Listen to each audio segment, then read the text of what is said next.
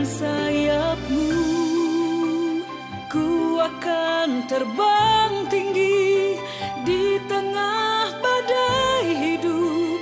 Ku tak menyerah, Kau kekuatan dan perlindungan bagiku,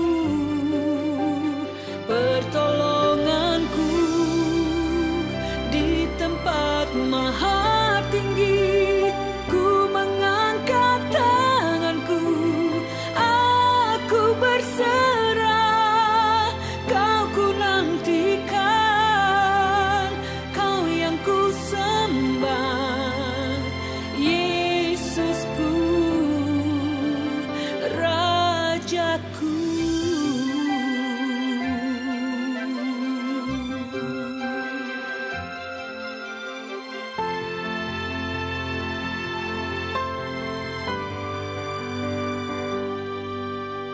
Firman-Mu berkata Kau besertaku, maka kuat roh dan jiwaku. Tangan-Mu Tuhan selalu ku nantikan, di setiap langkah ku percaya. Dengan sayap-Mu ku akan terbang tinggi di tengah badai hidup. Ku tak menyerah, Kau kekuatan dan perlindungan bagiku, pertolonganku di tempat maha tinggi. Ku mengangkat tanganku, aku berserah. Kau ku nantikan, Kau yang ku sembah, Yesusku, Rajaku.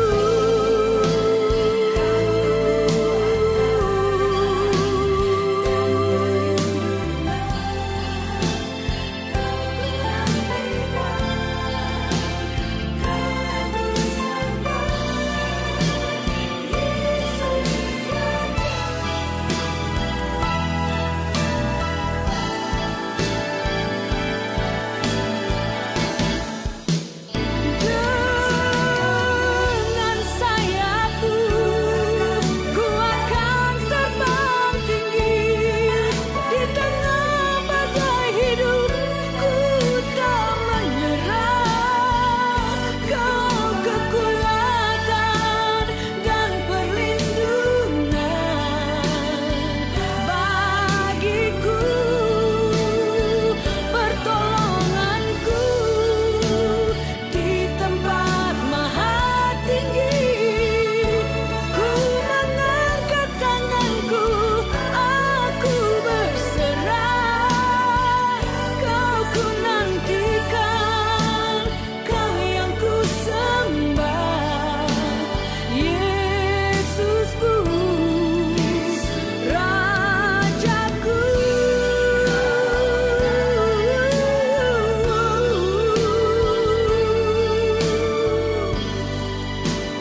Kau ku nantikan, Kau yang ku sembah, Yesusku,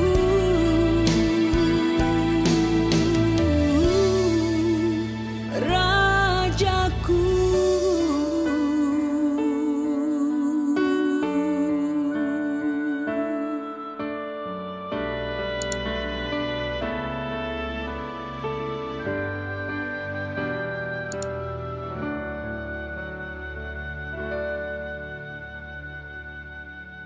Bapak, Ibu, dan saudara yang saya kasih dalam Tuhan Yesus Kristus, hari ini saya berdiri di depan kampus 1 Stikes Rumah Sakit Baptis Kediri. Tentu mengingatkan untuk ibu-ibu atau siapa yang pernah dididik dan juga diperlengkapi di Stikes ini dan sekarang menjadi perawat-perawat yang handal atau telah purna tugas sebagai perawat. Nah, setiap kali melihat kampus ini pasti selalu mengenang hal-hal yang manis, yang indah, dan jangan lupa mendoakannya. Jangan lupa mendoakannya supaya stickers ini dipakai oleh Tuhan luar biasa untuk melengkapi setiap orang menjadi para profesional bagi hormat, puji, dan kemuliaan nama Tuhan Yesus Kristus. Puji Tuhan, itulah harapan kita di dalam Yesus, karena ialah yang punya kuasa untuk memelihara setiap yang dianugerahkannya kepada kita.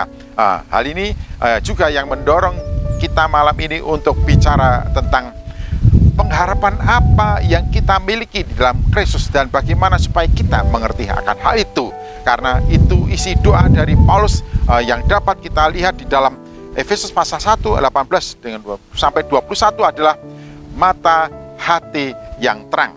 Dan supaya ia menjadikan mata hatimu terang, agar kamu mengerti pengharapan apakah yang terkandung dalam panggilannya, betapa kayanya kemuliaan bagiannya ditekannya bagi orang-orang kudus, dan betapa hebat kuasanya bagi kita yang percaya, sesuai dengan kekuatan kuasanya yang dikerjakannya di dalam Kristus dengan membangkitkan dia dari antara orang mati dan yang mendudukkan dia di sebelah kanannya di surga, jauh lebih tinggi dari segala pemerintah dan penguasa dan kekuasaan dan kerajaan dan tiap-tiap nama yang dapat disebut, bukan hanya di dunia ini saja, melainkan juga di dunia yang akan datang.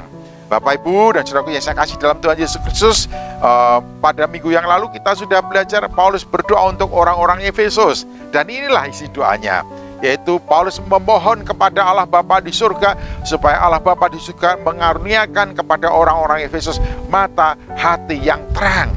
Mengapa ia berdoa demikian? Karena dengan mata hati yang terang, Paulus menjelaskan orang-orang Efesus akan mengerti pengharapan apa yang ada di dalam Tuhan Yesus Kristus, supaya orang-orang Efesus tidak merasa sia-sia menaruh pengharapan sepenuhnya kepada Tuhan Yesus Kristus, karena mereka mengerti pengharapan apa yang ada di dalam Tuhan Yesus Kristus. Jadi kepentingan yang pertama tentang doa Paulus meminta supaya mengaruniakan mata hati yang terang adalah supaya orang-orang Efesus mengerti pengharapan apa yang terkandung dan ada di dalam Tuhan Yesus Kristus. Pernah dalam satu perjalanan, seorang anak diajak pamannya dan bibinya untuk rekreasi. Lalu anak ini memilih untuk bersama-sama dengan bibinya karena membawa dua mobil, satu yang mengendarai pamannya, yang satu mengendarai bibinya. Lalu anak ini memilih, mengapa kamu memilih di mobilnya bibi bukan paman? Ia katakan, karena di mobil bibi banyak makanan yang menjadi kesukaannya, sementara di mobilnya paman garing. Oleh karena itu anak ini bisa memastikan pilihannya, memilih di mobilnya bibi karena di situ ada yang bisa diharapkan, yaitu makanan-makanan kesukaannya. Begitu juga ketika kita menjatuhkan pilihan kepada Yesus Kristus. Mengapa kita memilih tetap di dalam Kristus? Karena kita tahu pengharapan apa yang ada di dalam Tuhan Yesus Kristus. Seperti yang sudah kita bahas, kita perlu pengharapan yang pasti dalam Kristus, yaitu segala berkat rohani dalam surga. Kita ditentukan menjadi anak-anak Allah. Kita perlu pengampunan, yaitu penebusan dari segala dosa kita. Ini luar biasa, luar biasa, dan sungguh-sungguh luar biasa. Nah, Paulus mendoakan orang-orang Efesus supaya mengerti pengharapan itu. Oleh karena itu Paulus meminta kepada Tuhan supaya orang-orang Efesus diberi mata hati yang terang. Demikian juga saya mendoakan Bapak, Ibu, dan saudara-saudariku supaya memiliki mata hati yang terang untuk mengerti pengharapan apa yang ada di dalam Tuhan Yesus Kristus. Mengapa demikian? Karena tidak setiap orang percaya atau orang yang mengaku percaya mengerti bahwa di dalam Kristus seluruh pengharapan dapat dipastikan, dan itu disediakan untuk kita. Pada saatnya kita pasti akan menikmati, dan bahkan sejak menerima Yesus Kristus sudah dapat dinikmati. Kemudian yang kedua, mengapa Rasul Paulus mendoakan supaya orang-orang Efesus memiliki mata hati yang terang? Yaitu di sini katakan supaya orang-orang mengerti betapa kayanya kemuliaan bagian yang ditentukannya bagi orang-orang kudus. Wah, ini luar biasa. Paulus memberitahukan kita perlu punya mata hati yang terang supaya kita tahu orang-orang yang sudah dikuduskan oleh Allah di dalam Yesus Kristus, bahwa di dalamnya Allah menyediakan kekayaan yang begitu luar biasa. Betapa kayanya kemuliaan bagi yang ditentukannya bagi orang-orang kudus. Kekayaan kemuliaan yang menjadi bagian bagi orang-orang kudus. Saya, Bapak, Ibu, dan Saudaraku telah dikuduskan sejak kita terima Yesus Kristus. Jadi kita termasuk bilangan orang-orang kudus. Bilangan orang-orang kudus. Dan Paulus mengatakan bahwa bagi orang kudus Allah telah memberikan bagian kekayaan kemuliaan yang sangat luar biasa. Kemuliaan yang Allah sediakan bagi kita jauh melampaui dari segala sesuatu yang dapat kita peroleh atau disediakan oleh dunia ini. Bahkan kalaupun kita mengalami penderitaan yang begitu dahsyat karena kita mengikuti Yesus Kristus, penderitaan itu terlalu kecil dibandingkan dengan kemuliaan yang begitu luar biasa. Petrus mengatakan, kalau sekarang di dunia ini sementara waktu kamu menderita, sesungguhnya itu untuk mengerjakan sesuatu yang mulia, supaya pada saatnya kamu mendapatkan bagian yang tidak bisa layu, yang tidak bisa karat, yang mulia, abadi selama-lamanya. Jadi bagi saya, Bapak, Ibu, dan Saudaraku yang adalah disebut sebagai orang-orang kudus, bagi kita Allah telah menyediakan kekayaan kemuliaan yang luar biasa.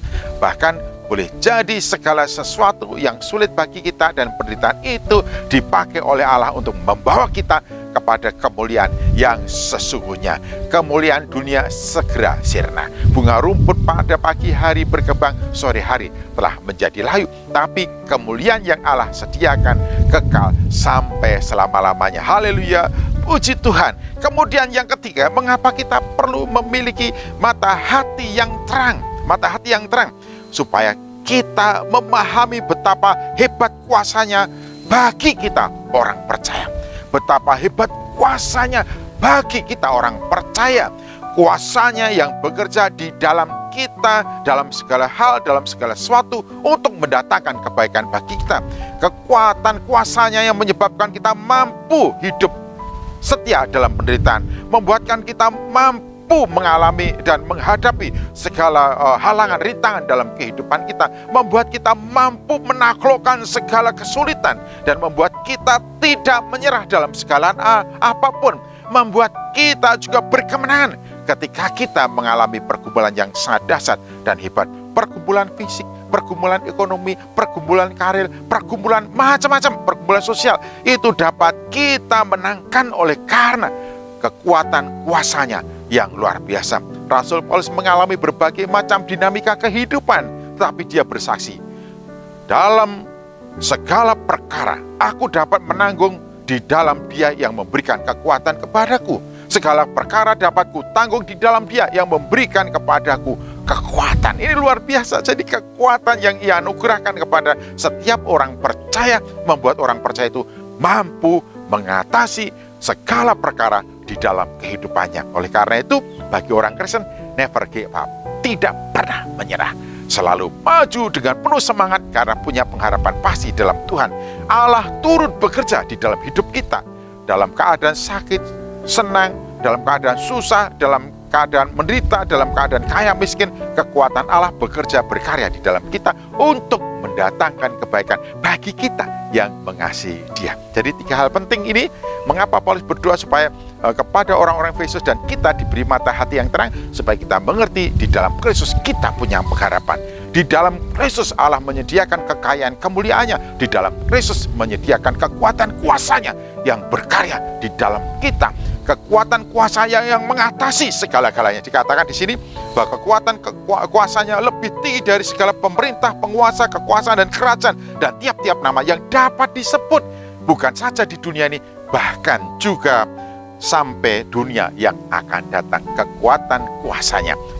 Tuhan Yesus bersabda, kepadaku telah diberikannya kekuatan kuasa baik di surga maupun di bumi. Karena itu pergilah. Jadi Bapak Ibu dan Saudaraku, laksanakan, kerjakan, tunaikan tugas imanmu di dalam Kristus. Kekuatan kuasanya yang menyertai kita dan membuat kita mampu dan dapat sanggup menanggung segala perkara dalam kehidupan ini dengan berkemenangan. Amin. Mari kita berdoa. Tuhan Yesus Kristus, hari ini hamba-Mu berdoa supaya Engkau menganugerahkan mata hati yang terang kepada setiap anggota KPW Gereja Baptis Indonesia Setia Bakti, sehingga mereka memahami benar pengharapan apa yang ada di dalam engkau. Mereka betul-betul mengerti kekayaan, kemuliaan yang disediakan oleh Allah bagi setiap orang-orang kudus. Demikian juga kekuatan kuasanya yang mendampingi dan berkaya di dalam kita untuk mendatangkan kebaikan di dalam segala perkara. Terpujilah engkau kekal untuk selama-lamanya. Dalam nama Yesus, hamba-Mu berdoa. Haleluya. Amin.